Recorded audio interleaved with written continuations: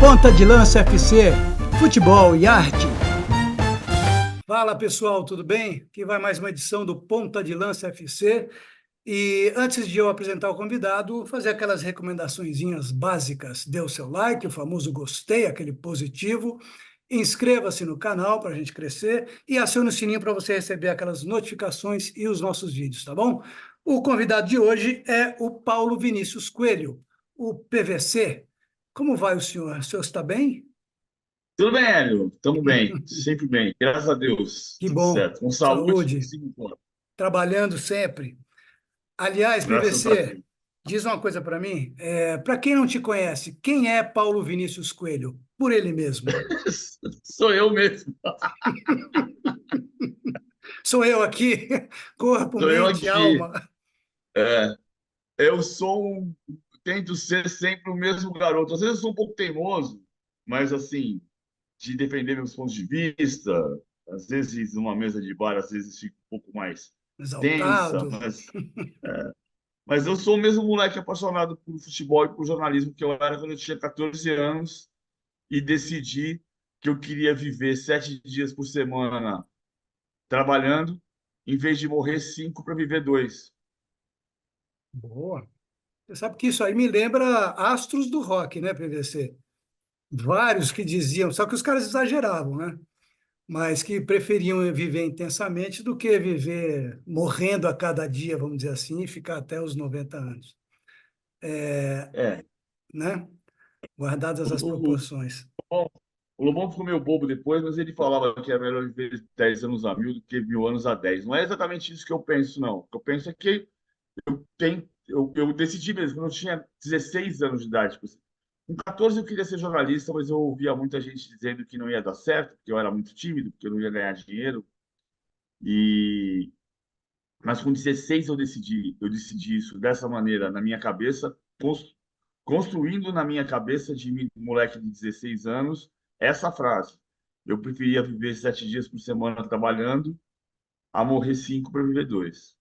Bom, você está fazendo isso, não está? Tô, tô. E Graças a Deus tô. está feliz. Espero fazer por muito tempo. Espero fazer por muito tempo, ali. Espero fazer por muito tempo. Tempo que eu puder, que eu tiver saúde, que eu tiver emprego, que eu tiver trabalho, que eu tiver condição de sobreviver do meu trabalho como jornalista esportivo. Ah, quanto tempo vai ser isso? Tomara que seja mais uns 30 anos. Haverá de ser.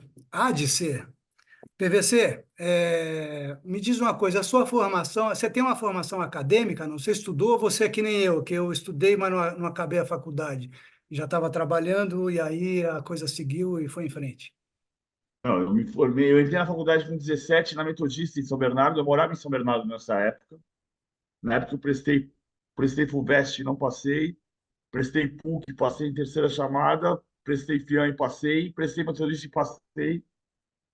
E a Metodista era mais perto. E a Metodista no ranking da Playboy, que havia na época, que Guia de Estudante publicava, Metodista e ECA eram as duas melhores universidades do Brasil, as duas melhores faculdades de jornalismo do Brasil.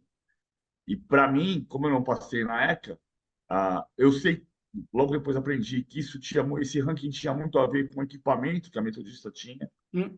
A gente tinha estúdio de TV e rádio de última geração, mas a gente só tinha acesso a ele a partir do terceiro ano. Mas era uma bela faculdade. E era mais perto da minha casa, que não significava que fosse pertinho, porque eu morava no bairro Assunção, em São Bernardo, e ia de ônibus para a faculdade, demorava pelo menos 45 minutos. Se eu pegasse o São Caetano, demorava 1 hora e meia. Ele passava na Paulicéia, dava uma volta ao mundo. Eu preferia pegar 2 ônibus, ia para o centro de São Bernardo, e do centro de São Bernardo ia para a faculdade. Depois, já no segundo ano, eu já estava trabalhando como jornalista, num jornal chamado Gazeta de São Bernardo, que ficava no bairro Nova Petrópolis, que é pertinho do Paço Municipal. Então, eu já saía dali direto para a faculdade, já encurtava o tempo, né? Mas para voltar era 40, 45 minutos de ônibus à noite. E era o quê, PVC? E Era classe média, não? Família? classe média, pai comerciante, classe média. Teve momentos de mais dificuldade, classe média, média baixa, classe Uhum. média, média. A maior parte da minha vida eu fui classe média, média. Essa coisa que você tem de guardar uma... Você tem uma baita de uma memória, é sabido. Você me lembra muitas vezes o Avalone, sabia? Com quem eu convivi muito. até para uma questão de geração. Mas isso é uma coisa que você sempre se deu conta, não? Ou alguém começou a falar, ô, ô, você aí, a história, fala com o PVC que ele sabe. Ou você já sabia desde sempre? Não, eu acho que assim, eu era bom aluno de história porque a gente aprendia história decorando coisas. Mas o que eu acho que eu gosto, Elinho, de ter noções exatas das coisas. E o fato de ser jornalista, a gente está perdendo um pouco essa noção de quando você conta uma história, você conta a história inteira. Você não conta a história dizendo, acho isso. Não. Uhum, Então, assim, eu tenho facilidade para saber em que ano foi que aconteceu. Ah, eu gosto de saber. Agora, tem coisa que eu não lembro, tem coisa que eu sei. Por exemplo, eu me lembro de ter ido no primeiro jogo da minha vida com meu avô e meu irmão. Eu me lembro que esse jogo foi Português e Juventus. Eu sei que foi dia 29 de março de 75, entendi. porque eu tive a curiosidade de pesquisar para saber que dia foi esse jogo. Eu tinha 5 anos mesmo, ou já tinha feito 6? Não, eu tinha 5 anos, porque eu fui pesquisar o jogo, Portuguesa 2, Juventus 1, 29 de março de 75 no Canindé. Eu lembro detalhes desse dia, mas Uhum. eu sei que foi 29 de março de 75. Então, quando você fala assim, o Palestra de Itália comprou o terreno do Parque Antártico, e tem uma foto linda do Parque Antártica. Vou te mandar essa foto. Ah, Aquelas torres essa foto. da indústria, Matarazzo? Não, essa foto é mais recente, né? Essa foto é Pedro Ah, tá. Martinelli, que tem essa. Mas tem uma foto do Parque Antártica, é, tem uma foto do Parque Antártica que é de 1908. Uau. E tem um bar na Avenida Pompeia chamado Conquista. Hum. E na parede desse bar tem essa foto do Parque Antártico. Acho espetacular, cara. Vou te mandar essa foto agora. Manda e Ah, a gente põe aqui. e aí, tá aqui. Você tá aqui. Mandei. Isso é Falou. 1908. Uhum. Pô, é legal demais você conhecer a história da cidade, você se debruçar na história da cidade. O Parque Antártico, por que que o Parque Antártico. As pessoas não se dão conta disso. Quando foram construir a Neoquímica Arena e começaram a chamar de Itaquerão, e o Andrés pediu para não chamar de Itaquerão, porque ia criar um apelidão, eu sempre chamei de Itaquera, porque a Arena Corinthians era um nome provisório, o próprio Corinthians dizia que era um nome provisório. Sim. Então eu chamava de Itaquera. Um dia, num programa da ESPN, o Andrés me inquiriu: por que você chama de Itaquera? Eu falei: porque todos os estádios, porque você mesmo disse que a Arena Corinthians é um nome provisório, e todos os estádios de São Paulo têm o nome do lugar. O Morumbi é o bairro do Morumbi, o Pacaembu é o bairro do Pacaembu, o Canindé é o bairro do Canindé, a Rua Comendador Souza é a rua, a Rua Javari é a rua, o Parque Antártico era o parque, que era mantido nos fundos da Companhia Antártica Paulista, que no final do século XIX era uma companhia de banha de porco, e nos fundos dessa companhia tinha o terreno que ia mais ou menos da Avenida Pompeia até a atual Avenida Antártica, ou seja, o terreno era gigantesco, ele era um parque do Ibirapuera, e dentro do parque tinha o campo do Parque Antártico. O Palestra Itália só foi fundado em 1914, mas o primeiro jogo de campeonato oficial no Brasil, a gente sempre fala, né? Na Várzea do Carmo aconteceu o primeiro jogo no Brasil. E a história conta assim. Mas o primeiro jogo de campeonato oficial do Brasil foi Germânia e Mackenzie no Parque Antártica. Não Germânia existia Pinheiros, né? Germânia ou Pinheiros. E o Mackenzie depois fez a fusão com a Portuguesa. Ah, Ninguém sabe disso, ô, PVC. Quer dizer, ninguém. Pouquíssimas pessoas sabem disso. Ou se então, preocupam em aí saber. é uma coisa genial isso, porque aí você descobre, por exemplo, que o Parque Antártica, essa foto que eu te mandei, Hum. essa entrada do Parque Antártica ficava na Avenida Água Branca. Sabe o que é a Avenida Água Branca? É a Matarazzo? Hoje, Francisco Matarazzo. E o que aconteceu? A Companhia Antártica, quando o Palestra Itália foi fundado em 1914, Que é o bairro, né, ele PVC? Água Branca. Água Branca. Assim, eu gosto de saber, eu morei na Rua Diana. Hum. Eu sou filho das Perdizes com a Pompeia, porque meu pai veio de Portugal e morou nas Perdizes e minha mãe nasceu na Pompeia. Uhum. Eu nasci nas Perdizes, eu sou filho das Perdizes com a Pompeia. Aí, quando eu voltei para morar em São Paulo, eu comprei um apartamento na Rua Diana, foi o primeiro apartamento que eu comprei. E eu descobri comecei a prestar atenção que todos os nomes de rua da Rua Diana, da Perdizes e Pompeia mudam de nome na Rua Diana. Se você prestar atenção, Desembargador do Vale até a Diana, depois é Caiubi. Padre Chico até a Diana, depois é João Ramalho. Coronel Melo de Oliveira até a Diana, depois nas Perdizes é Vanderlei, que eu estou falando na mão contrária. Sim. Tavares Bastos até a Diana, depois a Diana é Ministro Gastão Mesquita. Olha que Por coisa quê? interessante. Por quê? Porque a Diana divide os dois bairros, Perdizes e Pompeia. Aí você vai dizer, não, mas eu moro na Cotoxó e meu CEP é Perdizes. Azar! O que divide o bairro é a Rua Diana. É a Rua Diana. Sabe por que a Rua Diana divide o bairro? Porque era um rio. Então, assim, tem coisa que não é eu lembro. Tem coisa que você fala assim, mas por que que é isso? Sim, mas você foi Por que que atrás. por que que as ruas mudam de nome aqui? Ah, é aqui que muda o bairro.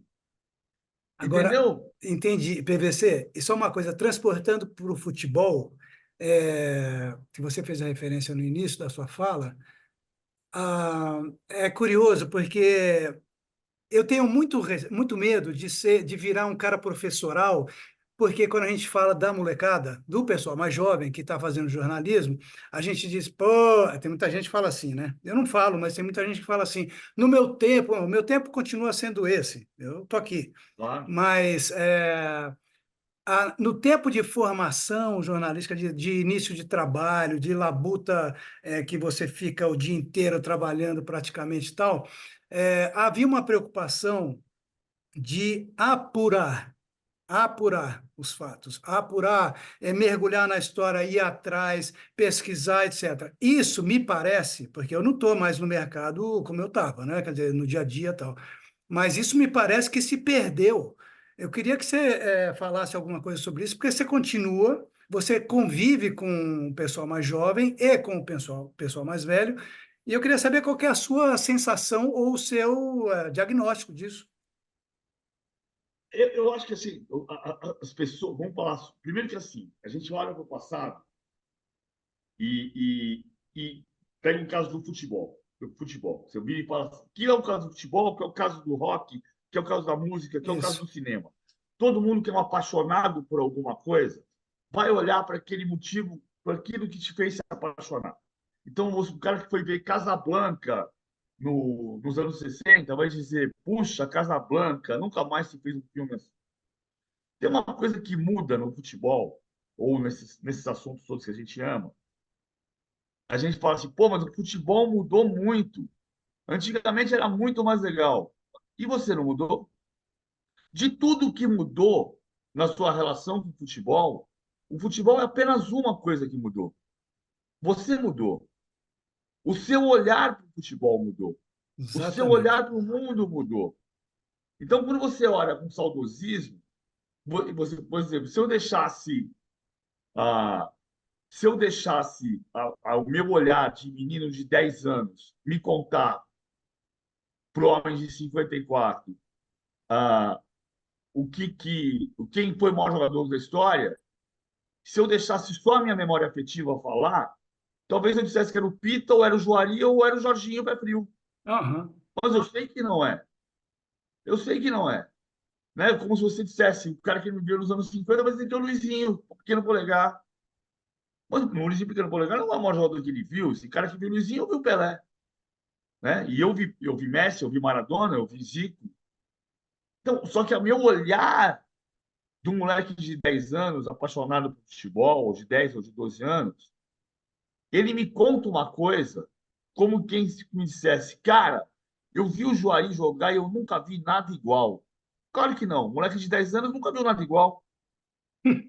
Sim. O cara de 55 viu um monte de coisa igual. Melhor, pior, diferente. Aliás, só um parênteses. Quando as pessoas falam assim, o maior, eu vou tirar o Pelé, tá, PVC? O Pelé para mim é outra coisa. O maior jogador de todos os tempos foi o fulano. Aí eu penso, bom, esse cara deve ter 150 anos, porque viu tudo. É impossível, né, PVC, você falar um negócio desse, quer dizer, o maior jogador. Ah, tudo bem, você pode pesquisar, você pode ver as fotos. Lá atrás você não tinha cinema, você não tinha tape de televisão, nada disso. Então, é uma coisa muito difícil e eu estou com você, quer dizer, a gente tende a eleger as coisas mais importantes nos momentos mais importantes das nossas vidas, especialmente quando a gente fala de afetividade, de emoção, certo? Porque isso é o que crava a gente, né? São as emoções. Exatamente. Exatamente isso. Eu falo, assim, a questão do Messi, por exemplo, eu falo a solução de Messi e Maradona, eu tenho uma solução para mim. É engraçado que às vezes você fala e as pessoas não entendem o que eu estou falando. Hum, Quem jogou mais, Messi ou Maradona? Eu digo o seguinte: o Messi é o maior jogador que eu vi atuar no estádio. Que eu dei muita sorte de ver o Messi no estádio.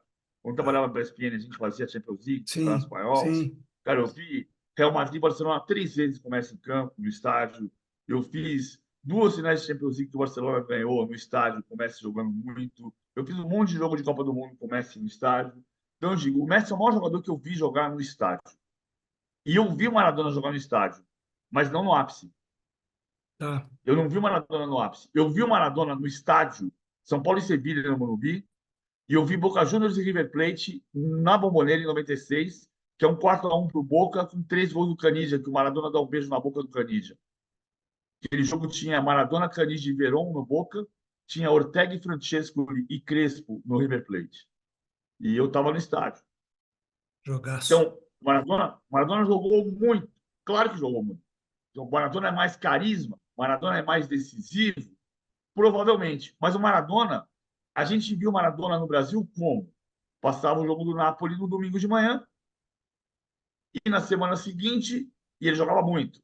Na semana seguinte, passava Juventus e Inter. Não, e com a Você não companhia viu? luxuosa do Careca, né? No Napoli. Sim, mas assim, jogava muito no domingo. Milan, Napoli e Fiorentina. No domingo seguinte, passava Juventus e Milan. 3 domingos depois, passava Napoli e Milan. Uhum. Aí o Maradona jogava mais ou menos. Sim, Aí você fala, mas semana passada jogou muito. sim. Você viu semana passada? Não, você viu 3 semanas atrás. É, Porque não passava todos os jogos do Napoli. O que o Messi é impressionante, eu não estou dizendo que o Messi foi melhor que o Maradona, entenda. Eu estou dizendo o seguinte: o que o Messi era impressionante é que você via quarta domingo, quarta domingo, quarta domingo, quarta sim, domingo, quarta sim. domingo, e você não via jogar mal. Ah, mas o Maradona também não jogava mal. Não sei, não passava todo jogo. É Quem que verdade. viu o Pelé? Agora, O são, Pelé são jogava deuses. mal. O Pelé jogava mal. Eu vi o Pelé muito. E jogava Então, mal, é. Na Copa de 70, quem viu, você tem um lance, inclusive, só para te ilustrar. ele bate a É, falta. hã? Ele bate a falta na arquibancada. Isso! Que é um negócio É, horroroso. O que é aquilo? Mas, tudo bem, ué, errou, né? O claro, Pelé, o nossa, Messi é também sim, errou. é o Pelé. É um ser É humano. isso. Agora, eu acho que deuses você não mexe. Você não entra numa igreja e discute o santo. O santo está na igreja. Você vai lá contemplar o santo. Você contempla o santo, você reza para o santo, você pede uma bênção para o santo. Você não entra na igreja, olha para o altar e diz: Ah, mas ele fez umas cagadas na vida dele. Você tá mal vestido, hein? Né? Não é assim. Agora, PVC, tem uma diferença aí que é assim: a gente pode dizer que o cara foi melhor que o outro, e tudo bem, eu estou pensando sim no Maradona e no Messi, e que foi melhor jogador do que o outro, mas o outro foi maior, porque aí você está extrapolando os limites do campo, concorda, não? E eu acho que nesse caso o Maradona foi Concordo. maior por tudo que ele representou, a personalidade dele, tudo aquilo que a gente conhece. Sim, o Maradona é mais carisma, que é uma palavra que não se explica. Qual é o sinônimo de carisma? Exatamente. Você vai ter que arrumar várias, né? Né? Para fazer um conjunto igual a carisma. Exatamente. É, É. É boa. uma palavra que é difícil você identificar. O que é carisma? Isso foi uma coisa que o Trajano me falou logo que ele foi trabalhar na ESPN, porque eu queria muito dar certo como comentarista. Eu achava, desde que eu tinha 23 anos, que eu podia ser bom comentarista, porque eu achava que as pessoas, se eu via programa de televisão, e falava assim, cara, o cara tá falando uma coisa que ele acha que não tem nenhum fundamento.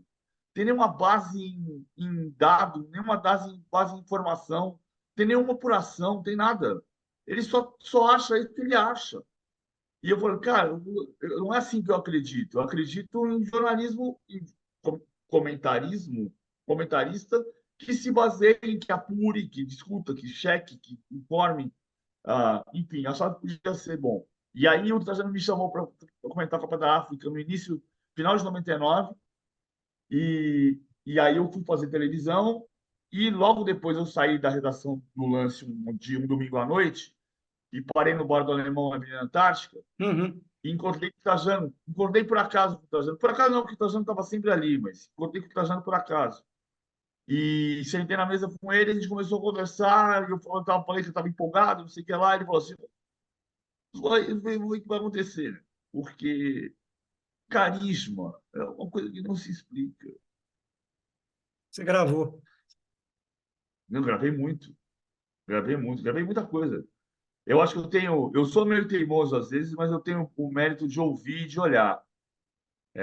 A gente é jornalista para várias coisas, mas ouvir e olhar e observar o que está fora de você, Contexto. sabe? Se você vai num jogo do Corinthians, você precisa tentar entender o que aquele cara está sentindo. A gente usou tanto a palavra empatia durante a pandemia, mas ninguém tem essa capacidade, ninguém, de fato, você joga a palavra empatia como se fosse uma palavra ao vento. E nem Empatia, resiliência, também é outra. exatamente. Cara, você olhar para o outro e falar assim, cara, olha o que ele está fazendo, olha o que ele está sentindo. Estou falando isso muito em função do que aconteceu na noite de quarta-feira de Palmeiras e Flamengo, que as pessoas não entenderam por que a torcida do Palmeiras aplaudiu da maneira como aplaudiu, quando Entendi, terminou o jogo eliminado, entendi. sabe? E aí você fala, não, mas é porque jogou bem. Mas é também porque jogou bem contra o Flamengo, que não estava conseguindo vencer. Então, você tentar entender uma soma de fatores e não menosprezar o fato, bateu palma, mas foi eliminado. Não, como assim? A gente precisa olhar ao redor. Eu adoro. Sabe que eu falei isso numa gravação do documentário do Galvão Bueno? E pouco tempo depois a Globo pegou essa mesma música que eu vou citar e fez uma campanha publicitária que ficou linda e que eu fiquei me perguntando se tinha alguma coisa a ver com o fato de eu ter gravado a mesma coisa tempos atrás. Mas não tem importância se foi ou se não foi, a campanha ficou linda. Sim. Eu acho que Fala dos Secos e Molhados devia ser o hino do jornalista. Eu não Olha sei só. dizer nada por dizer, então eu escuto. Se você disser tudo que quiser, então eu escuto. Lá, lá, lá, lá, lá, lá, lá, lá, lá. Fala. Maravilhoso. É o hino pra gente, porque a gente esquece disso, cara. Assim, você só vai ter uma história nova, Elinho, se você ouvir. Senão você vai contar sempre a mesma história, A sua história. a sua história. Você vai falar sobre você mesmo, em vez de olhar ao redor e falar, putz, sabe, outra coisa que eu acho de jornalismo é a foto do Domício na Vila Belmiro, que eu acho um exercício de jornalismo espetacular. A falta do quê? Desculpa. A foto do Domício Pinheiro, quando caiu a arquibancada da Vila Belmiro. As fotos, no caso. O Domício tinha um maldoso apelido de Toque-Toque. É Por que verdade. as pessoas chamavam Domício de Toque-Toque? Domício Pinheiro foi um grande repórter fotográfico que no final da vida trabalhava com a sua grande angular atrás do gol, todo mundo com carteira objetiva fabulosa, e ele com a grande angularzinha dele, assim, fazendo algumas grandes fotos, como, por Obras de exemplo, arte. uma última grande foto dele foi quando o Careca do Cruzeiro fez 1-0 no Santos, e ele com a grande angular, só ele com a grande angular, tinha o Careca em impedimento, o Zé Roberto Reit correndo para o meio campo e o Bandeira com a bandeira levantada. Porque ele tinha uma grande angular. Mas ele era obsoleto nessa época. As pessoas chamavam ele de toque-toque, porque onde ele ia tinha uma grande foto. Ó, É um a puta perna quebrada preconceito, do né, Diante. PVC? É um puta É, era preconceito, dor assim, de cotovelo, é um monte de coisa junto. exato. Domício chegava, toque, toque, toque, bate na madeira porque vai acontecer Eu um problema. presenciei isso, PVC, porque ele era da minha, quer dizer, da minha geração. Eu passei bons anos com o Domício no campo. Então, eu Sim, via muito isso e vivi muito o preconceito generalizado do jornalismo esportivo, vamos dizer assim, com vários, viu? Não era só o Domício, não. Tinha vários. E todos tinham apelidos e eram apelidos maldosos. Ué, né? E aí o Domício, em 64, está na Vila Belmiro quando cai a arquibancada da Vila Belmiro. E como todos os repórteres fotográficos naquela cena, ele se vira para a arquibancada e fotografa a tragédia. E imediatamente ele faz o quê? Olha para o outro lado. Ele se volta para o campo. Então ele tinha todo o desespero dos jogadores vendo a tragédia. Ele tinha a tragédia e a consequência da tragédia. ele tinha o contexto. Ele tinha o contexto. Ele tinha um olhar completo. Ele conseguiu, que é um exercício fabuloso e difícil, conseguiu olhar para todas as vertentes da mesma cena. Agora, PVC, me diz uma coisa. É difícil, mas enfim, a gente precisa sempre, acho que, refletir sobre isso. O que aconteceu com a educação, vamos dizer assim, do jornalista, ou do jornalismo chamado esportivo, é uma consequência direta do que aconteceu e vem acontecendo com a educação no nosso país. Concorda, não? Sim, concordo, lógico. Se você tem a discussão que o jornalista tem sobre o técnico brasileiro, não, não tem uma informação de técnico brasileiro. Se o país que não investe em educação, ele vai ter piores advogados, piores engenheiros, piores técnicos de futebol, piores jornalistas. Tem um outro aspecto disso, claro, que é a mudança da indústria da comunicação, Sim. né? Porque você tem uma indústria que muda muito rápido e que as pessoas querem coisas cada vez mais instantâneas que podem não te dar profundidade, que no fundo podem representar nada, né? A, a história de você construir o teu conhecimento horizontalmente, em vez de verticalmente. Quando eu digo para você que a Rua Diana era um rio, Hum, é porque o meu conhecimento ainda se acumula de uma maneira vertical. Aconteceu comigo uma cena há uns 2 anos que eu estava ouvindo as pessoas dizerem. Era uma conversa, era uma mesa em que estava se discutindo ah, o fato das pessoas terem um conhecimento mais digital. E eu falei, o meu conhecimento, ele é analógico. Eu sou uma pessoa analógica, mas é muito bom perceber que eu trabalhei com Pestap e eu sabia como é que fazia para encontrar um tio quando na última hora, na última revisão, faltava um tio ou um cedilha, você trabalhou com e você, estilete. um estilete. E aí o diagramador ia lá e pegava um tio e um cedilha da lâmina do Pestap do mês anterior e colava e mandava para a gráfica. Então, eu estava dizendo exatamente isso. Embora eu seja analógico, é muito bom perceber que eu tenho a capacidade de entender como a indústria era e como ela foi se transformando. Porque eu trabalhei em etapas diferentes da indústria. A pessoa virou para mim e falou assim: Não, você é analógico. Eu falei: Sim, foi o que eu acabei Bravo! de dizer. Foi o que eu acabei de dizer. Eu sou analógico, embora eu tenha conseguido conviver nesse período todo. Mas eu não estava lá, mas me parece que o analógico dessa pessoa, que quando ele fala isso para você, pejorativo, né? Para te Sim. diminuir, não, você ficou para trás, você está superado. Assim, eu sempre disse, Elinho, que as pessoas me tratavam assim 10, 12 anos, 15 anos atrás, você ia dar palestra para estudantes de faculdade, muitos deles se lembram, muitos são bons jornalistas hoje, Hum. grandes jornalistas hoje, se falam, eu vi uma palestra sua uma vez, as pessoas falavam assim, PVC, que você que é multimídia, e eu sempre disse, eu não sou multimídia, eu sou multiplataforma, é diferente, porque eu tenho uma dificuldade gigantesca de pegar esse celular e fazer uma imagem com absoluta clareza e precisão, e enquadramento. Então, eu não sou multimídia, eu sou multiplataforma. Eu, eu, Você eu atua em várias transito plataformas. em várias plataformas. Aí é muito feliz quando eu faço, como eu fiz ontem, por exemplo. Hoje completam-se 13 meses da morte da Gabriela Anelli, que é a menina que foi assassinada na rua Padre Antônio Tomás, atrás do Allianz Parque, na briga de torcidas. A polícia não tinha chegado e um estilhaço de garrafa pegou o pescoço dela e ela faleceu. Ah, e ontem tinha Palmeiras e Flamengo e a gente está fazendo de primeira no UOL todo dia, às 11 horas da manhã. E eu falei, vamos falar da história da Gabriela, porque as garrafas de vidro continuam sendo vendidas. Aí o que eu fiz? Eu fui no supermercado. Os bares não vendem. Os bares têm um acordo com a Polícia Militar e os bares cumprem. Os comerciantes cumprem. Dia de jogo, depois de 4 da tarde, só vende garrafa, só vende em copo plástico. Informação Vocês acham? importante essa. Água, refrigerante, cerveja.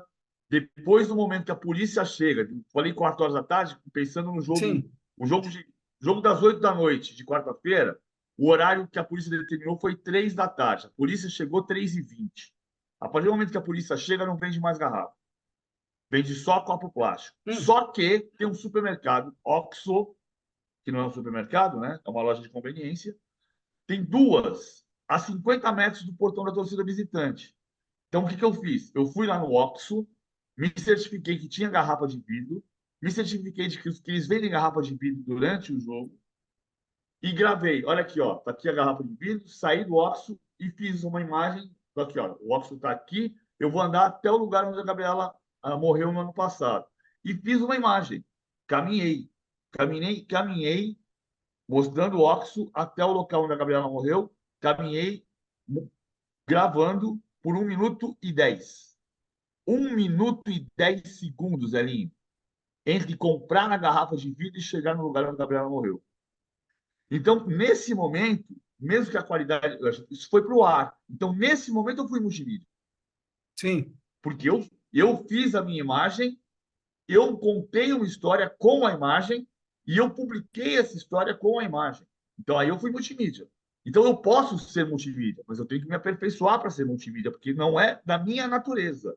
A minha natureza é contar para você a história do meu conhecimento acumulado verticalmente, analogicamente. Agora, PVC, só é uma complementação, na verdade, do que você está falando. O fato de a gente ter crescido, eu acho que mais do que você, talvez,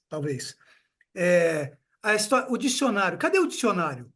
Na minha, Na minha casa. na minha infância, na minha adolescência, era o Caldas Aulete e o outro, que agora esqueci o nome. Meu Deus do céu. O do Antônio Cândido, Eu né? tenho um Aurélio. Eu tenho um Aurélio, Aurélio na minha Aurélio, casa. é isso. E eu me acostumei a consultar sempre, porque eu sempre gostei muito de ler. Meu pai era um historiador que adorava ler, o cara gastava dinheiro que tinha em livros. E então me habituei. E hoje, quando você tem aquele, por exemplo, o dicionário também que vale para línguas, né? Então, inglês, francês, espanhol, você tem o Google Tradutor, que é um negócio que você fala, bom, peraí, que às vezes é uma coisa até literal que não se encaixa no assunto que você está tratando.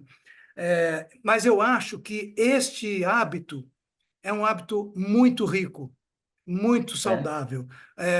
Só me traz coisas boas e, de quebra, eu não sei como é que você é na sua casa, mas de quebra eu passo isso para os filhos. Porque eu acho que não interessa se a coisa tá mais desenvolvida, se a ferramenta é outra, se os livros estão terminando, os dicionários e tal, mas essa prática é uma prática que só traz coisa boa para nós.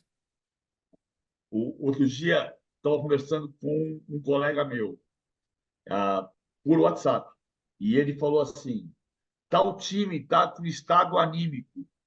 Aí eu fiz assim. Aí eu falei: peraí, eu vou pegar o dicionário. Aí eu peguei o dicionário.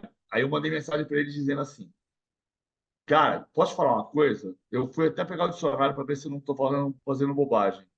Peguei o dicionário e fui ver. Anímico é sinônimo de psíquico. Então, você precisa de um complemento. Está com estado anímico péssimo. Está com estado anímico depressivo. Enfim, precisa de não, existe, não é um estado anímico. E eu fui pegar no dicionário. Eu fui mesmo pegar no dicionário. Um outro exercício que eu faço muitas vezes escrevendo, quando não tenho dicionário por perto, que eu escrevo muitas vezes em lugares improváveis, ah, aí sim usar o dicionário que está no computador. Quando você termina um texto Sim. Hoje é muito fácil você perceber, Sim, quando você dá um Ctrl L, você percebe que está escrevendo muitas vezes a palavra que. claro. Aí você vai ver quantos mas. Aí você vai ver quantas vezes você colocou adversativo ali. Ótimo. Mas. Aí tem Ferramenta mas, ótima. mas. Aí você vai e reconstrói. Às vezes você percebe que você repetiu 3 vezes uma mesma palavra. E muitas vezes você vai no próprio Google, você vai dar um Google e falar assim, tal palavra, sinônimos. Pô, ele vai te dar uma série de alternativas que ajudam. E aí eu estou falando de usar o computador. Agora, outro dia eu falei na CBN, estou pegando aqui aquele livro que ninguém lê, o dicionário. Boa. A satisfação dele. PVC, estou vendo uma foto aí atrás de você. É o Messi com quem? É o Messi com o Dembélé e o Pelé Tá. com o Jairzinho. O Pelé com o Jairzinho, boa, essa aí é. É, Agora, o fato de você ter feito essa montagem e metido aí numa moldura, não sei o que é isso, um pôster, sei lá, mas significa que você compara o Messi ao Pelé ou não é isso? Foi sem querer? não, é porque eu acho, o que eu acho, Elinho, esse é um amigo meu arquiteto chamado Neil, que É, mora no Rio de Janeiro, onde eu morei 6 anos e meio. é. Eu tinha essa montagem no meu WhatsApp. Porque às vezes as pessoas, o telefone vaza e começa todo mundo ligar, eu não quero mudar de telefone. Mas aí eu tirei minha foto do celular, porque uma pessoa fala assim, é meu PVC, vou ligar para ele. Entendi. Aí, aí eu coloquei essa foto. Aí ele viu e ele falou, vou fazer um pôster para você. Aí foi e fez o pôster.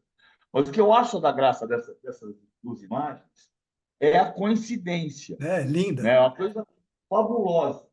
Porque a foto do Pelé com o Jairzinho é 21 de junho de 70, Copa. que é o 100º gol do Brasil em Copas, o gol do Pelé contra a Itália, que ele salta no colo do Jairzinho e com o punho. Com o É aquela punho. cabeçada fulminante, espetacular. Isso, exatamente.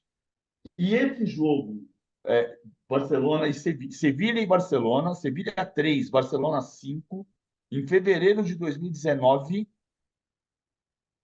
a cena é igual, É, exatamente. igual. É Não é, impressionante. não é, Pelé e Messi não são iguais, mas a cena é igual. E, cara, é É, fabuloso isso, é. essa incrível coincidência. PVC, futebol é lindo, né?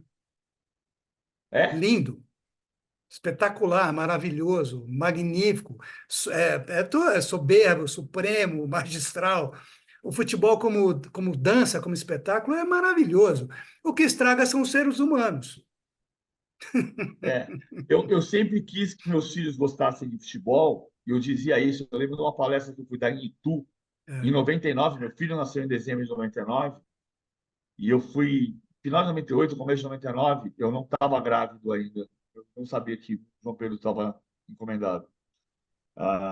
E a gente foi para uma palestra em Itu, Eduardo Afonso me levou, hum, e o Eduardo Afonso, repórter da ESPN, sim. e aí tinha aquela conversa de violência no futebol, e as pessoas começavam com um discurso que às vezes parece papagaio falando, que as pessoas começam a repetir as mesmas coisas, e as mesmas coisas, e as mesmas coisas, As e mesmas expressões. você conta uma mentira 10 vezes e vira verdade absoluta. E as pessoas falam assim, pô, o futebol não dá nada para ninguém, o futebol não leva a lugar nenhum, o futebol não leva a lugar nenhum. Quando pediram a minha opinião, eu falei, cara, quando eu tiver um filho, eu quero que meu filho goste de futebol. Porque futebol, o esporte de um modo geral, mas o futebol, até para quem não joga, ensina a ganhar e a perder. E a gente não faz outra coisa na vida. A gente ganha de manhã, perde à tarde, ganha de noite, perde na manhã seguinte. Então a gente aprende a ganhar e a perder. E graças a Deus, meus dois filhos, João Pedro tem 24, a Bruna tem 21, os dois são apaixonados por futebol. Que bom. Porque, no fundo, o que você acabou de falar é tudo um ensinamento, né? Em vez de a gente levar a coisa como Pô, que merda, olha o que aconteceu comigo, né? Que é a coisa do imediato, né? De você reclamar. Se a gente conseguir levar, entender as coisas como uma espécie de ensinamento, melhor, né? Melhor para nós. Nem sempre a gente consegue, mas é sempre melhor. Agora, partindo desse assunto, PVC, será que a gente consegue fazer algum, sei lá, pintar um quadro do que está acontecendo no mundo? E o futebol, na minha opinião, é um reflexo, às vezes é um simulacro do que acontece na realidade. Quer dizer, as pessoas estão muito tensas, estão muito raivosas, estão muito. No futebol, a simulação, especialmente no nosso futebol, é um negócio pavoroso. Não sei se é no nosso futebol só ou se é na América do Sul inteira, não sei. Mas essa coisa da simulação, você vê que o cara está rolando porque não aconteceu nada, mas ele está rolando, ele quer incriminar o cara, o adversário. O que que você acha disso, hein? Eu acho que a gente tem um pouco. Outra coisa que se falou muito na pandemia e você nunca consegue se dissociar. A gente falava assim: futebol não é uma bolha. E essa frase foi usada inicialmente para dizer que o futebol tinha que parar porque tudo estava parado. Mesmo quando nem tudo estava parado. Os restaurantes voltaram a funcionar e o futebol não é uma bolha. O futebol estava parado e os restaurantes estavam abertos. Já em agosto de 2020, por exemplo. Agosto é quando começou o Brasileirão de novo. Ah, e o futebol não é uma bolha. No contraponto disso. Ou seja, se está todo mundo brigando no trânsito, outro dia, o motorista do Porsche perseguiu um motociclista até matá-lo no trânsito de São Paulo. E se isso acontece no trânsito de São Paulo, por que que não vai acontecer no futebol? Agora, tem um ingrediente que, na minha opinião, acontece há muito tempo, que é o futebol não se colocar como cidadão. Ou seja, Você diz o como, universo do como... futebol? Não estou falando dos jogadores serem cidadãos ou não. Estou dizendo o seguinte: o futebol, como indústria, ele Uhum. não reivindica a sua própria proteção. Não tô dizendo de pedir um empréstimo, de deixar de pagar imposto, não é ser cidadão. Mas, Sim. se você vai num aeroporto e encontra um velho amigo que virou inimigo, e você sair falando seu filho disso, seu filho daquilo, seu filho do. Vai chegar, se aproximar um segurança de você e vai dizer: meu senhor, por favor, isso aqui é um lugar de entrada e saída de público. O senhor pode, por gentileza, se acalmar? Senão eu vou ter que retirar o senhor daqui. Agora, se é um torcedor uniformizado que entra no aeroporto, no mesmo espaço, e começa a xingar o jogador, a gente passou, grandes jornalistas passaram os últimos 30 anos dizendo a frase: não vá ao estádio. Cara, se eu disser para você, não compre um carro Volkswagen, porque meu pneu estourou e eu quase morri, se eu disser não compre um carro Volkswagen, no momento seguinte a Volkswagen vai me processar, se eu disser isso publicamente. O futebol nunca se manifestou para dizer: escuta, olha aqui, ó, isso aqui é a segurança da cidade, eu pago imposto. E eu sempre respondi dessa maneira. Quando você fala, não vá ao estádio, eu falo, como não? Eu pago imposto para o Estado me dar segurança.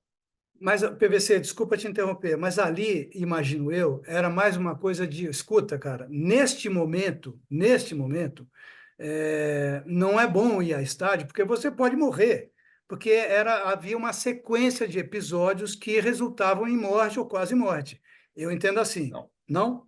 Então, eu acho que não. Porque eu acho que, por exemplo, teve uma morte da Gabriela Neri no ano passado, Sim, que foi um incidente terrível que matou uma menina de 21 anos de idade. A, o que tinha que acontecer não é você dizer, você pegar esse cara específico, Jonathan Messias do Santos Silva, da Silva dos Santos, ele está preso. Ele está preso. esse é Ainda o está cara preso. do estilhaço. É o cara que atirou a garrafa. Que Sim, atirou a garrafa. Ele está preso. O que precisava acontecer era que a sociedade se mobilizasse para dizer que você tinha que prender o assassino. E durante anos e anos e verdade. anos e anos e anos, as pessoas disseram: não vá ao estádio. em vez de dizer prenda o assassino. Entendi. Então, e o futebol não se colocou dessa maneira. O futebol não se colocou dizendo assim: escuta, peraí, eu estou aqui cobrando o Estado que resolva o problema de segurança que está fazendo as pessoas acharem que não tem que ir ao estádio. O futebol não se colocou nessa posição de vítima da violência.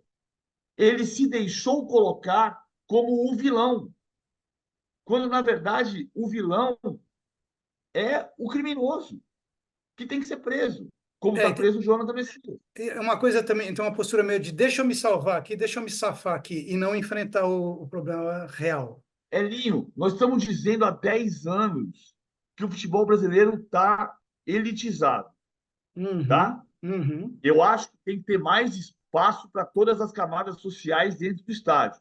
Sempre de acordo. sim. Todo, toda pessoa que tiver vontade de ir ao estádio precisa ter condição de comprar seu ingresso. Estamos de acordo. Uhum, Eu sou um social-democrata. Eu acho que eu quero que as pessoas tenham saúde, educação e acesso a transporte, a divertimento, a boa comida. Estamos de acordo. Faz 10 anos que se diz que o futebol está elitizado. Nunca teve tanta gente em estádio brasileiro como hoje. A média de público do Campeonato Brasileiro do ano passado foi a maior da história de qualquer torneio de futebol na história desse país. 26.500 por jogo. E a média de público do Campeonato Brasileiro desse ano é de 24.200.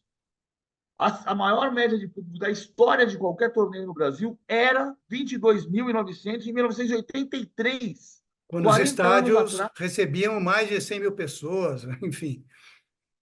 Eu tava outro dia indo para o estádio e eu ouvi duas pessoas caminhando e falando, reclamando que eram torcedores do interior e que tinham dificuldade de comprar ingresso, porque não são só esses torcedores assíduos, né? Uhum, No caso de Corinthians e de Palmeiras, quem tem 80% de presença tem privilégio para comprar na primeira compra. Quem tem mais presença tem mais chance de comprar ingresso por um preço justo.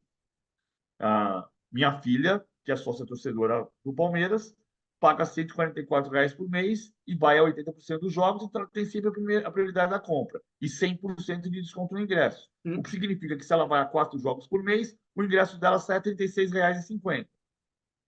Certo? R$ 36,50 certo. reais e cinquenta. Se a gente sair para tomar uma cerveja, a gente vai gastar mais que isso. Sim, Mas, enfim, não importa, pode ser caro para alguém, pode ter alguém que não tenha cartão de crédito, que não possa pagar R$ 144 por mês, sem dúvida, estou de acordo. Mas nunca teve tanta gente no estádio. É claro que dá para melhorar. Se você tem, nunca teve tanta gente no estádio e a maior taxa de ocupação do Brasil é de 79%, é porque ainda tem 21% de lugar vazio para encher, certo? Aí o cara estava reclamando que ele não era difícil. Aí eu falei, eu concordo com. Eu me mexi na conversa do cara, porque o cara me reconheceu. Puxei o assunto que eles estavam falando. Eu falei, eu concordo com você, tem que ter uma solução para esse caso. Mas veja, antigamente também não era perfeito, porque o ingresso na final do campeonato aumentava 60% em relação ao ingresso das fases. Se pegar 83, aquele jogo de 155 mil pessoas no Maracanã, Flamengo e Santos, que é o maior público da história do Brasil, 3 a no 0. Brasileirão, 3-0, o maior público da história do Brasileirão, ele teve 60% de crescimento de preços em relação às quartas de final. Então também Entupiu. não era perfeito. E aí acontecia o quê? Você tinha 155 mil na final, mas você não tinha. O Flamengo jogou contra o Botafogo da Paraíba com 25 mil Sim, em 80. Teve 154 mil contra o Atlético Mineiro e 26 mil no estádio de 200 mil lugares contra o Botafogo da Paraíba. Porque acontecia o quê? Você acordava de manhã, olhava para o céu e falava assim: sol lindo, né, cara? Vou para a praia hoje. Aí, na semana seguinte, você acordava, olhava para o céu e falava assim: acho que vai chover, né? Não vou para o jogo hoje. E o bilheteiro estava lá. sim, O clube estava lá pagando o bilheteiro. sim. O que está acontecendo agora é que você consegue comprar, como você tem fidelização, o cara tem. O Palmeiras coloca 36 mil pessoas de média de público. É, você precisa do bilheteiro. O bilheteiro Não, está no não teu é só que precisa do computador. bilheteiro. É que o cara tem um compromisso de ir ali. Ele precisa ir, porque se ele não for nesse Sim, sim. jogo. Você perde dinheiro, né? Não, o cara que paga o setor ouro, que é o setor mais popular do Allianz Parque, ele paga 95% de quem frequenta o Gol Norte é sócio-avante, ouro, que paga 144,90 e se for a 80% dos jogos, tem prioridade de compra e 100% de desconto no ingresso. Ou seja, 95% desse cara tem um ingresso por aproximadamente R$ 36, Sim, certo? Se ele for a todos os jogos. Se ele for a sim. todos os jogos, né? Estou contando 154 dividido por 4 jogos no mês. Bom, 95% é assim. Ele sabe que ele não pode acordar de manhã e dizer: ah, hoje eu não vou, não. Hoje eu estou com uma preguiça, vou ficar em casa. Ele sabe que se ele for em todos os jogos, ele vai pagar o mesmo preço, seja para assistir o Flamengo, Palmeiras e Flamengo nas quartas de final, nas oitavas de final da Copa do Brasil, seja para ver Palmeiras e Boca Juniors na semifinal da Libertadores, como no ano passado, seja para ver a final do Campeonato Brasileiro, o jogo decisivo do título, seja para ver Palmeiras e Inter de Limeira. Mas ele tem que ir. É.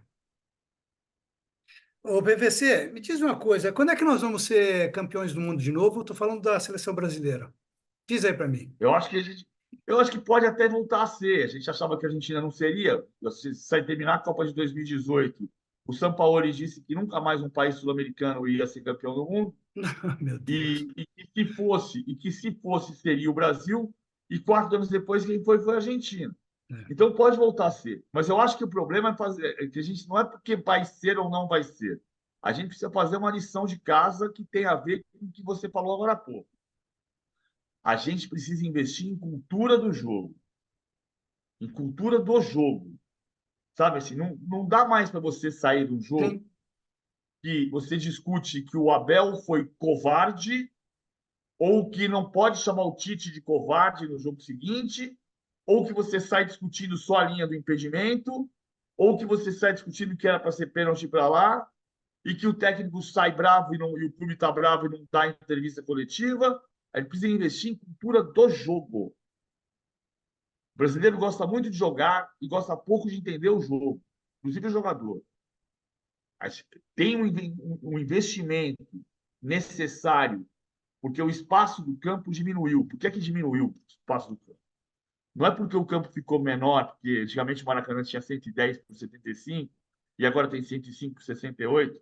Até porque em Copa do Mundo sempre foi 105 por 68. Ele diminuiu de tamanho por quê? Porque você sobe tua linha de defesa e você baixa a tua linha de meio campo. E como tem lei de impedimento, você tem que jogar nesse espaço aqui, Uhum, uhum. certo? Então, para você jogar nesse espaço aqui, você precisa de ensaio. E você precisa aprender, exatamente. Você precisa treinar. Para você jogar fazendo 2 contra 1, fazendo 3 contra 2. Senão você não vai passar. Você vai dizer: ah, não, mas o meu drible, o jogador vai driblar e vai dar. Ele só vai driblar uma vez no jogo. Você precisa ter ensaio, precisa ter trabalho, precisa ter jogada, você precisa ter treinamento. E isso é investimento em cultura do jogo. Portugal fez muito. Portugal fez muito. É inacreditável você Cara, e pensar melhorou que muito, né? Portugal. Nossa Senhora. Portugal tem 11 milhões de habitantes, 10 milhões de habitantes. É, Portugal tem menos faz população do que a tempo, e faz cidade de São tempo. Paulo. É, exatamente. Aliás, o PVC, você falou em multimídia e multiplataforma. Você atualmente, eu estava olhando ali, lembrando o seguinte: você começou no impresso, né? Depois você passou para televisão, você começou a fazer rádio também, mas hoje você está, se eu não estou louco, você tem a participação no UOL, que daqui a pouco você vai gravar, você tem a Eu vi. Paramount, um canal seu, não é isso? Tem um canal que eu sou muito tímido com ele. Eu tenho feito mais coisa no Instagram do que porque eu não, assim, uma coisa que eu não consegui definir o que eu quero fazer com o canal de YouTube. Por quê, Eu hein? tenho feito porque eu acho que tem muito canal de entrevista, Verdade. Esse aqui é um. tem muito podcast para eu ser mais um, e tem muito canal de clube que eu não quero fazer canal de clube. Por que que eu não quero fazer canal de clube? Primeiro, porque eu sempre disse que eu não digo meu time nunca, a não ser quando é relevante. Ou seja, toda vez que alguém me pergunta. Nesse caso, no ar ou fora do ar, eu exerço minha primeira missão de jornalista, dou a informação certa. Uhum. Nunca menti. Você nunca me ouviu dizendo que eu torço para o River Plate nem para Inter de Milão. Sim, Ah, mas eu acho que tem uma coisa, que um perigo, um dos muitos riscos que a gente está correndo com a profissão de jornalismo, de jornalista que está voltando a ser uma profissão amadora, vou me aprofundar nisso na sequência. Mas é a seguinte: se eu tenho um canal do São Paulo, tá? E aí um dia o São Paulo tem um lance de arbitragem polêmico. E aí o técnico, o presidente, o diretor de futebol, os jogadores saem reclamando da arbitragem. E aí eu tenho uma imagem que não é conclusiva, se é pênalti ou se não é pênalti, se é impedimento ou se não é impedimento. Mas eu dependo do engajamento. E toda a torcida do São Paulo está xingando o árbitro. O que eu faço? Eu xingo junto? Eu digo, não, não, veja bem, olha, a imagem não é conclusiva se foi pênalti ou se não foi pênalti. Cara, nós vamos fazer populismo digital. É, Nós estamos fazendo populismo digital. é. Nós estamos construindo um monte de advogado de clube sem diploma.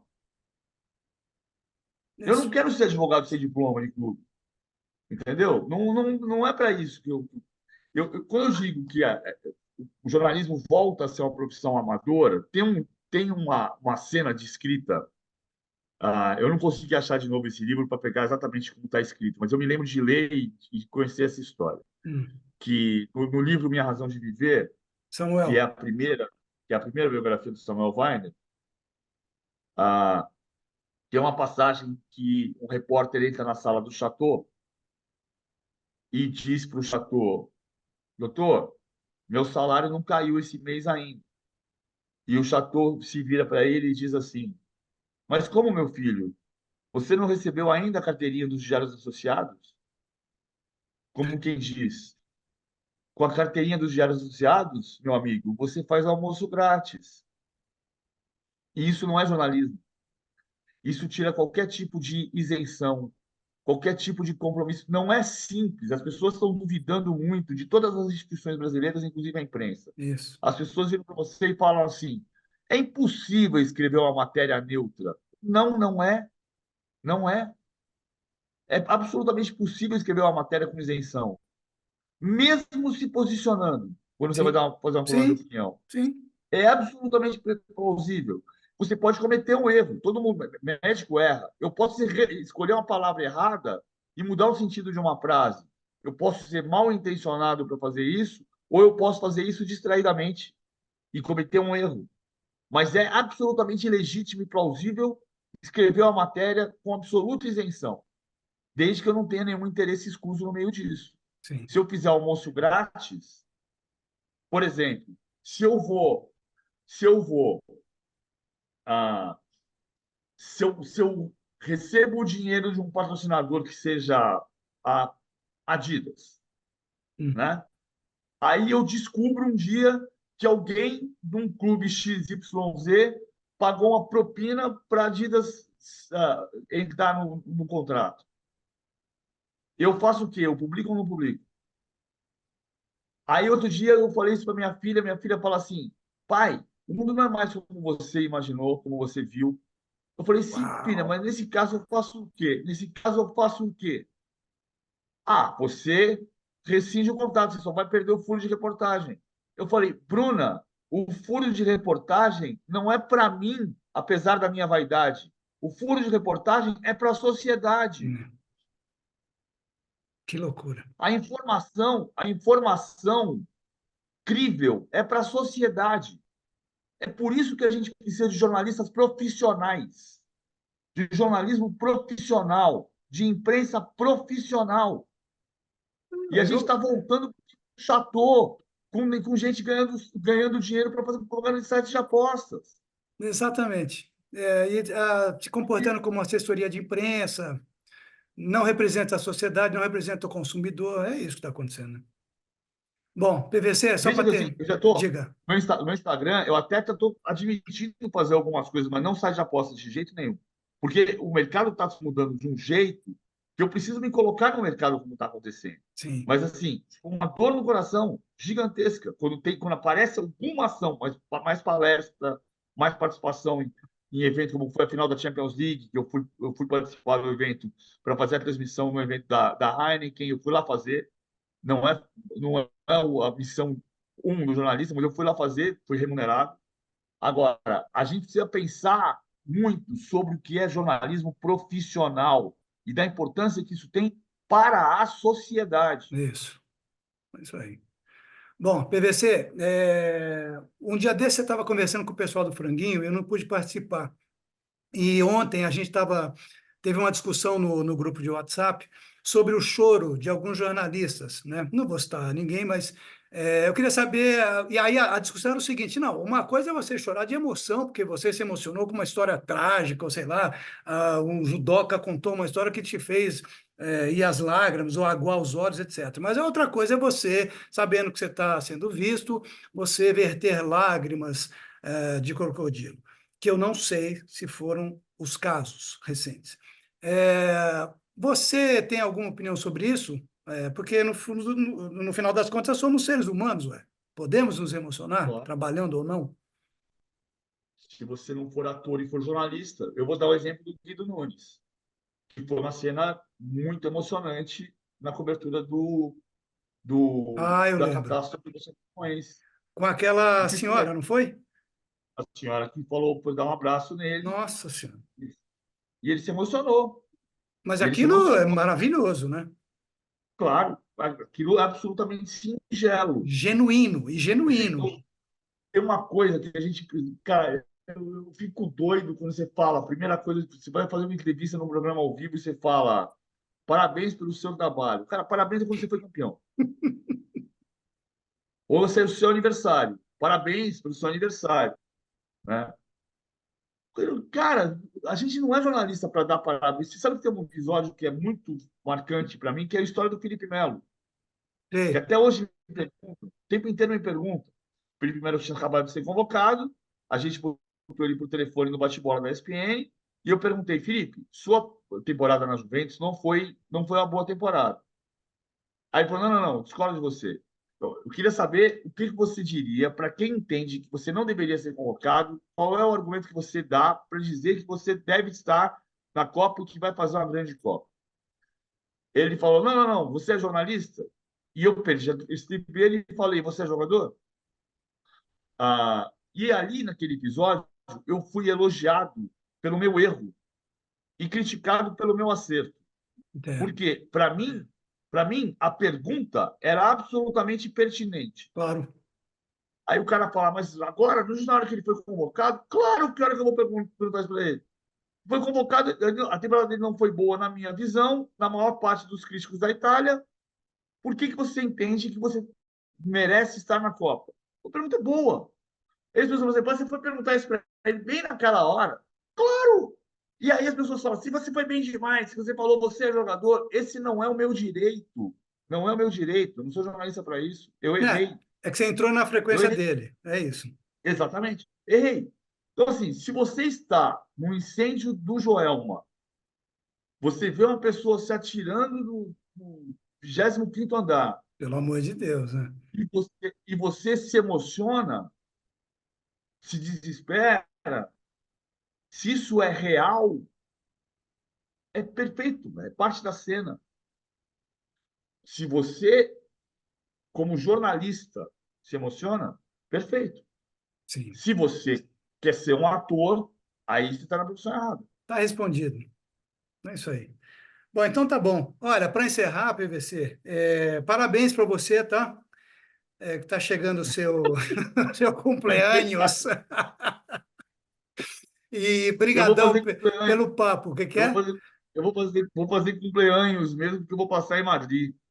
Bom, bom. Isso aí. É, Mas você vai show de passar bola. trabalhando ou passeando? Não, eu vou ver Real Madrid e Betis, vou conhecer o Bernabéu novo e vou passar 4 dias em Madrid, que é uma cidade que eu adoro, tenho Faz ter muito tido a bem. oportunidade de conhecer. Tá bom, Isso. PVC, ó. Beijão para você, viu, cara? Brigadaço pela Beijo, conversa Aninho. e eu te aviso quando a gente for pro ar. Tchau, cara. Combinado. Valeu. Pessoal, e aqui a gente termina o papo com o PVC e volta na próxima. Grande abraço. Tchau.